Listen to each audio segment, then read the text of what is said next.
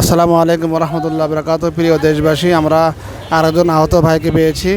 উনি আমাদের মিরপুর 10 নম্বরের যতগুলো মানুষ আন্দোলনে অংশগ্রহণ করেছিল, এই যে ছাত্র জনতা যে আন্দোলন হয়েছিল, এই আন্দোলনের মধ্যে উনি একজন রিক্সা চালক। ওনার আরও কয়েকজন রিক্সাওয়ালা ভাইকে নিয়ে আন্দোলনে ছিলেন। দীর্ঘদিন প্রায় 1 মাস আন্দোলন করেছে। ওরা নাকি ওই ভাই বলতেছে যে প্রায় 1 মাস যাবত উনি রিক্সা চালান, শুধু আন্দোলন করেছে। তাহলে আমরা ওনার মুখ থেকেই শুনুন উনি কীভাবে আন্দোলন করছে। আসসালামু আলাইকুম, আমার নাম এমদাদুল। আমি যাবৎ 1 মাস আন্দোলন করেছি, কিন্তু আমি আন্দোলন করে আহত হয়েছি 10 নম্বর দিয়ে আহত হয়েছি। বর্তমানে আপনার কী অবস্থা?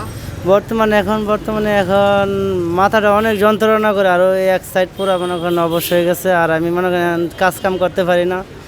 এখন আমি কোনো কাজই করতে পারি না, 1 মাস ধরে বসে আছি। আর ঢাকা শহর রুম ভাড়া 5,000 টাকা একলা রুম দিয়ে চালাইতে হয়। আমার কিন্তু আর কাজ করার মতো কেউ নাই, আমি একলা। আমি একবারে অসহায় কাজের লেগে।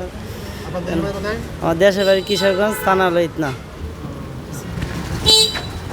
সম্মানিত দর্শক মণ্ডলী, আপনারা দেখতে পেলেন কি না আপনার এমদাদ ভাই একজন রিক্সা চালক হয়ে দেশকে স্বাধীন করার জন্য উনি কী পরিমাণ ত্যাগ করেছেন। আমরা কতজনেই এই ত্যাগ স্বীকার করেছি।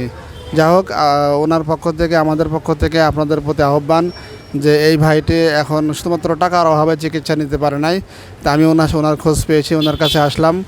ওনার আসলে বর্তমানে শুধুমাত্র টাকার অভাবে চিকিৎসা নিতে পারে না। ওনাকে পরামর্শ দিয়েছি যে আপনি ডাক্তার দেখাবেন, টেস্ট করাবেন। এই জন্য যাবতীয় যে খরচগুলো লাগবে আমরা ইনশাল্লাহ আমাদের পক্ষ থেকে ওনাকে সাহায্য করব।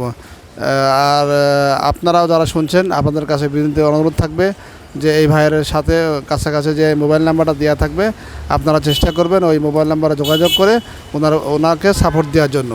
আর আপনাদের পক্ষ থেকে সাপোর্ট পেলে আমরা ওনাকে আরও উন্নত চিকিৎসা দেওয়ার জন্য আমাদের পক্ষ থেকে সাহায্য করতে পারবো ইনশাল্লাহ। দেশবাসীর প্রতি এই আহ্বান চালাচ্ছে। আর আপনি যে অন্যায় আপনার প্রতি আচরণ করা হয়েছে, যে এই মাথায় যে গুলি লাগছে, এটা যারা গুলি করলো আপনি তাদেরকে বিচার চান?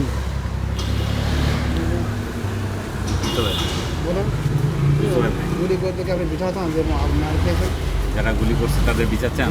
যে যারা গুলি করছে তার বিচার চাই। আর আমরা তো নিরীহ মানুষ, আমাদেরকে অনেকভাবে আক্রমণ করছে, আমাদেরকে বড় বড় বুলেট করে আমাদের যত ভাই বোনেরা বড় বড় নগদ পশুর মতো ফালাইছে গুলি করে। ঠিক আছে, ধন্যবাদ। ঠিক আছে, আল্লাহ হাফেজ।